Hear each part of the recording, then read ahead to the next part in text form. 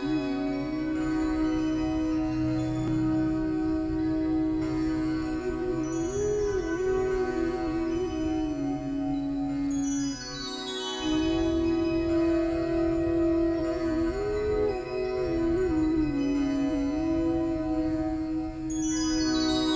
ध्यान से देखिएगा, पूरा ब्रह्मांड की सृष्टि कैसे हुई, कैसे वर्जिन हुआ।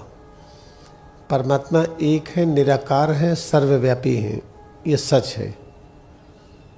लेकिन उनका गुण है कि उन्हें सब कुछ आता है। तो अगर निराकार है तो क्या साकार हो सकते हैं? अगर नहीं हो सकते हैं तो उनका स्वभाव सर्वज्ञ नहीं है, सर्वशक्तिमान नहीं है। परमात्मा का स्वभाव है सर्वज्ञता, सर्वशक्तिमान तत्व के रूप में। सर्वज्ञता, सर्वज्ञ किसको कहते हैं? संपूर्ण ज्ञान। सर्वशक्तिमान, सारी शक्ति। उनका स्वभाव है अमर, सर्वव्यापी, परम शांतिमय, परम आनंदमय। जिसको इतनी बड़ी पावर हो, इतना बड़ा ज्ञान हो, तो अगर निराकार है वो साकार नहीं हो सकता है, तो एक ज्ञान नहीं है।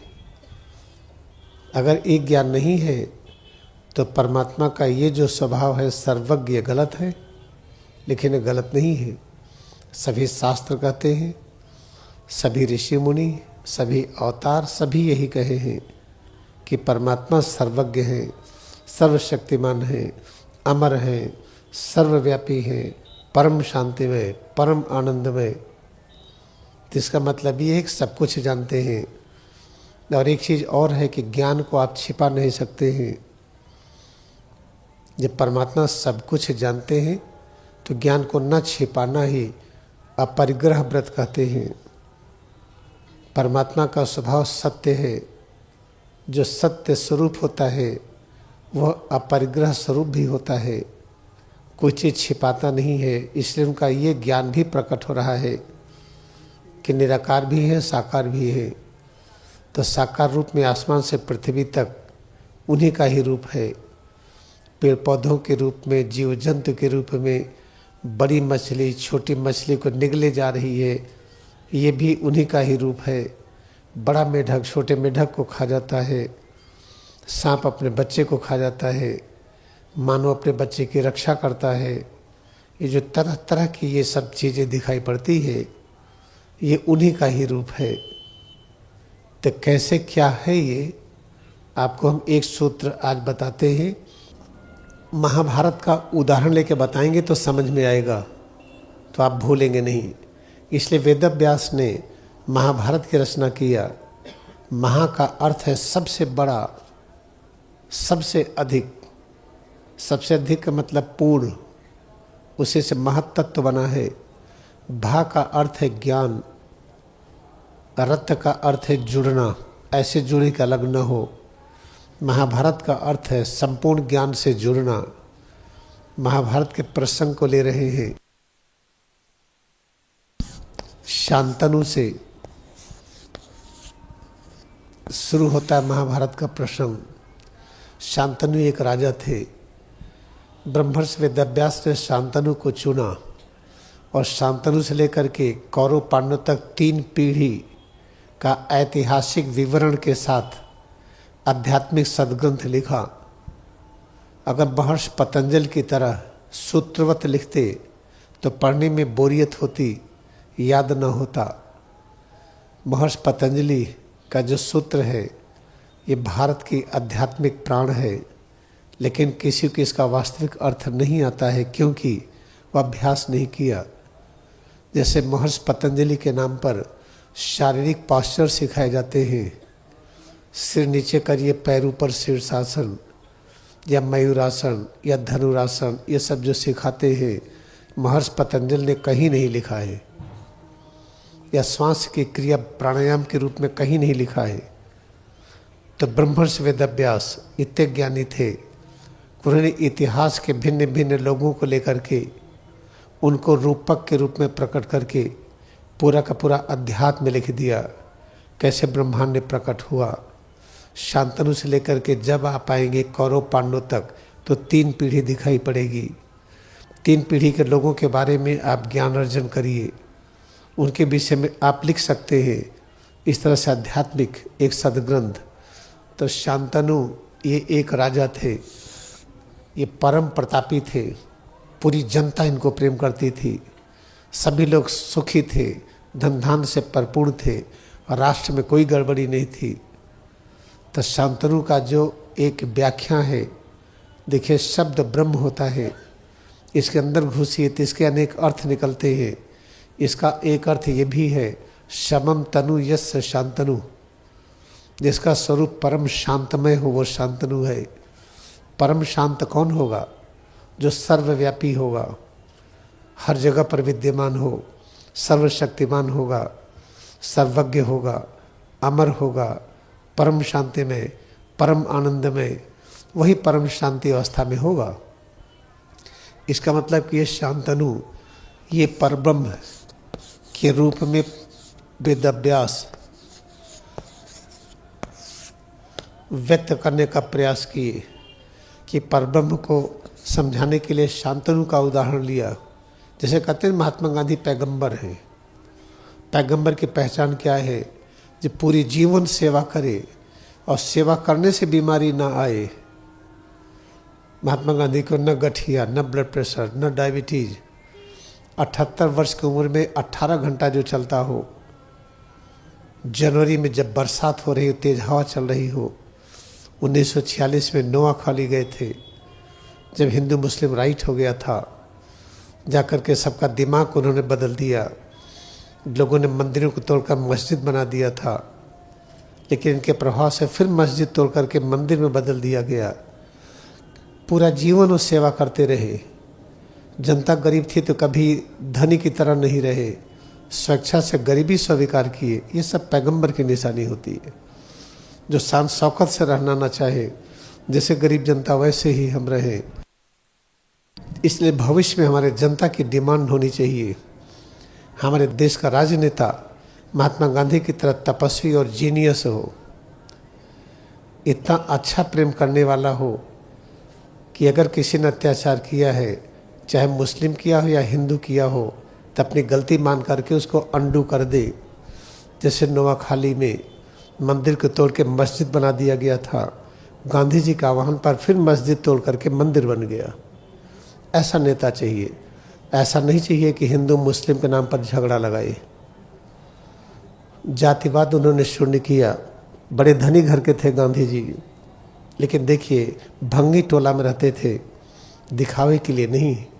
दिखावे के लिए आजकल के नेता एक दिन जाते हैं, बैठ जाएंगे, एक दिन झाड़ू लगा लेंगे स्टेशन पर। गांधी जी पूरा जीवन यही किए हैं। ऐसे लोगों को पैगंबर कहा जाता है। और ये हमारा जो स्वरूप है, यह स्वरूप बना है पैगंबर बनने के लिए। इसका एक ही लक्ष्य है, कैसे पैगंबर में रूपांतरित होइए। तो परब्रह्म को शांतनु के रूप में ब्रह्मर्षि वेदव्यास ने व्यक्त किया। जब परब्रह्म एक से अनेक होने का प्रयास किए कि भी अपने ज्ञान को छिपा नहीं सकते हैं, अपरिग्रह व्रत है, तो परब्रह्म से जब प्रथम ज्ञान प्रकट हुआ वो है चैतन्य शक्ति।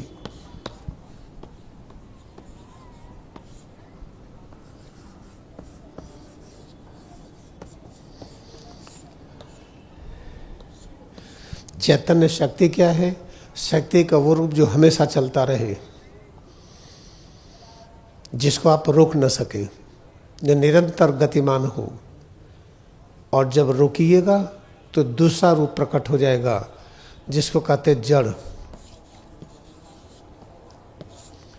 जैसे प्रकाश की किरण आ रही है, आपके पेड़ पौधे की हरी पत्तियां उसको रोक ली, तो प्रकाश की किरण बदल गई पेड़ पौधों के आकार के रूप में। जो हम आलू खाते हैं, अनाज खाते हैं, फल खाते हैं, ये प्रकाश की किरण का ये घनीभूत रूप है, जिसे हम वाष्प कहते हैं, भाप कहते हैं, कार्बन डाइऑक्साइड कहते हैं। ये दोनों प्रकाश की किरण से मिलकर के इकट्ठा होकर के ये अनाज और फल के रूप में हम खाते हैं। तो ऐसा हुआ क्यों? जब प्रकाश की किरण चल रही थी, पत्ते ने कहा ठहरो। जब प्रकाश की किरण को ठहरा दिया तो वो रूपांतरित हो गया वो जड़ में। जड़ का मतलब जिसके आकार को नाप सके, लंबाई चौड़ाई नाप सके। अब तरंगों की भी लंबाई चौड़ाई को नाप सकते हैं, लेकिन तराजू पर आकार नहीं नाप पाएंगे। उसका वजन कितना है कठिन होगा नापना। उसको नापने का और तरीका है, हम फ्रीक्वेंसी के रूप में नापते हैं। तो जड़ का मतलब है जिसकी लंबाई चौड़ाई सुनिश्चित हो जाए, घटे बढ़े न।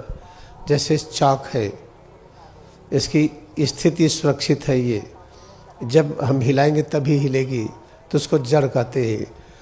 तो परब्रह्म चैतन्य रूप में प्रकट हुए, फिर चैतन्य का रूपांतरण जड़ में हुआ। ये है कैसे ब्रह्मांड प्रकट हुआ। इतना याद रखिए। ढेर सारा याद रखेंगे ना तो फिर आपको समझ में नहीं आएगा, घर जाएंगे तो भूल जाएगा। अब देखिए, परब्रह्म का रूपांतरण चैतन्य शक्ति में हुआ। चैतन्य शक्ति को जब स्थिर रूप मिलने लगा कि परमात्मा का सभी स्वभाव है, गति भी और गतिहीन भी। जब चैतन्य शक्ति गतिहीन अवस्था को प्राप्त हुई तो ही जड़ में रूपांतरित हो गई। अब देखिए शांतनु पर क्या होता है। शांतनु जो परम शांत, लेकिन इनका प्रकटन हुआ चलने फिरने के रूप में भी। जो परम शांत हो, कहीं जाने की जरूरत नहीं पड़ती है। लेकिन वो गंगा तट पर घूमने के लिए गए तो इनकी मुलाकात गंगा से हुई।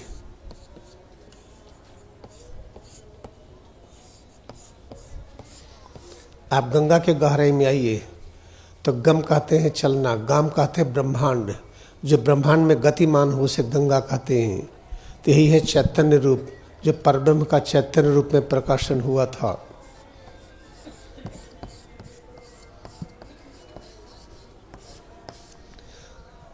और गंगा ने ये कहा शांतनु से, ठीक है। शांतनु ने विवाह का प्रस्ताव रखा। गंगा ने स्वीकार किया एक शर्त पर, हम कुछ भी करेंगे आप हमें रोकेंगे नहीं। जब रोकेंगे तो उसी दिन हम विलुप्त हो जाएंगे। तैसे ही शांतनु गंगा के संयोग से 7 पुत्र पैदा हुए। 7 को गंगा ने गंगा में प्रवाहित किया। जो 8वां पुत्र को करने लगे तो शांतनु ने रोक दिया। जब रोक दिया तब गंगा कहीं कि अब बस हमारा ये समय आ गया चलने का। तो फिर वही दूसरी शक्ति के रूप में, जिसे सत्यवती कहते हैं, फिर शांतनु का संयोग सत्यवती के साथ। सत्यम वर्तते इत सत्यवती। जिस रचना में सत्य की अनुभूति हम कर सके वो सत्यवती है। सत्य क्या है? जो आज है कल भी रहे, जो कल था वो आज है आगे भी रहेगा। जैसे सबसे अच्छा उदाहरण होता है, हम पानी जो पीते हैं ये आज है, ये पानी कल भी था आगे भी रहेगा। तो इसी को सनातन कहते हैं। सत्यवती वही है कि जब गंगा को उन्होंने रोक दिया कि अभी काम बंद करो करना, तो गंगा अदृश्य हो गई। फिर परब्रह्म का सत्यवती के रूप में प्रकट होना, फिर ही परब्रह्म सत्यवती के साथ हुए। क्योंकि अगर कोई चीज़ किसी रूप में प्रकट होती है तो उसके साथ होती है। जैसे कोयले को जलाया, आग हुई, आग की गर्मी कोयले के साथ होगी। आग बुझी तो गर्मी भी बुझी। इस तरह से याद रखिए। तो आप ध्यान दीजिएगा, शांतनु का प्रथम विवाह गंगा से हुआ। जब गंगा को कुछ भी करने से रोक दिया तो सत्यवती आ गई साथ में। ये है सत्यवती को हम कहते हैं जड़। ऐसी शक्ति जिसका आयतन, आकार, क्षेत्रफल हम माप सके। तो देखिए कितना भी रूपक देंगे, रूपक पूरी तरह से नहीं दिया जा सकता है, लेकिन तब भी ब्रह्मर्षि वेदव्यास ने बहुत अच्छी तरह समझाया है। तो इस तरह से शांतनु का गंगा और सत्यवती में बस इतना ही याद समझिए। अगर आप चाहते हैं महीने भर में हम पूरा समझा दें तो ढेर सारे समझने की आदत मत डालिए। आप चाहते हैं कि 2 बोरा गेहूं खा ले तो 3 महीने में खाना पड़ेगा। आज ही खाएंगे तो कल से खा ही नहीं पाएंगे, समाप्त हो जाएंगे। एक कहानी है, गांव में घर में गेहूं चावल हुआ तो मालिक ने देखा कि 365 दिन में 360 दिन का तो खाना है, 5 दिन का नहीं है। फिर जोड़ा घटाया गया तो पता चला 364 दिन का हो जाएगा, एक दिन का नहीं है। कहें चलो एक दिन भूसा खा लेते हैं, फिर पूरा जिंदगी भर 364 दिन आराम से खाएंगे। जब भूसा खाए उसी दिन मर गए। जब कोई चीज़ आप ज़्यादा सुनना चाहें, ढेर सारा सुन ले, आज ही सुन ले, तो याद रखिए फिर कल नहीं सुन पाएंगे आप। क्योंकि जो आप सुनिए उसका अभ्यास भी करिए। पैरम चैतन्य के रूप में परब्रह्म विद्यमान है, वही सिर से पैर की उंगली तक इस रूप में आ गए, तो ये सत्यवती का रूप है। इसके अंदर एकाग्रता बढ़ाइए। जो अनुभव होता है अमरता की अनुभूति है, अमरता की अनुभूति है। ये प्रत्येक तत्व तो अमर है अंदर में, जैसे हाइड्रोजन, ऑक्सीजन, कार्बन, नाइट्रोजन, ये सब अमर है। अंदर में प्रोटीन, कार्बोहाइड्रेट जो कुछ है वो सब, फैट, ये सब वही है। कार्बन, हाइड्रोजन, ऑक्सीजन, नाइट्रोजन इसी से बने हैं। कुछ और एटम है, इनका विनाश नहीं होता है। तो ये जो आकार दिख रहा है, जिसके क्षेत्रफल को, आयतन को माप सकते हैं, ये सत्यवती का दृश्य रूप हो गया। क्योंकि चैतन्य शक्ति को जब रोक दिया गया तो साकार रूप प्रकट हो गया। इसमें एकाग्रता बढ़ाते हैं तो सत्यम वर्तते, सत्य की अनुभूति होती है। जिसे हम कड़ापन, ढीलापन कहते हैं, वह अमरता की अनुभूति है। इतना जान करके, याद करके अभ्यास करिए, फिर आगे सुनिए। तो इस बार जब जाएंगे आप तो याद रखिएगा, संपूर्ण समस्याओं को निदान करना घर में। समस्या विहीन घर हो, गरीबी भी दूर हो। सोचें गरीबी कैसे दूर होगी, क्या नौकरी मिलेगी? आपको पता नहीं ईश्वर के अलौकिक हाथ। कृष्ण भगवान ने कहा है कि जो क्रिया योग ध्यान पूरे लगन से करता है उसकी रक्षा मैं स्वयं करता हूँ। और कृष्ण भगवान सभी के हृदय में विद्यमान है। तो आज के महाभारत में कैसे हम प्रकट हुए, पूरा ब्रह्मांड परब्रह्म का रूप है, वही सब रूपों में प्रकट हो रहा है। पहले परब्रह्म चैतन्य शक्ति के रूप में प्रकट हुए, फिर अगला गुण प्रकट हुआ जिसे जड़ कहते हैं। सत्यवती जड़ का रूप है। उसी के महाभारत में शांतनु, फिर गंगा और सत्यवती। बस इतना ही जानिए आज।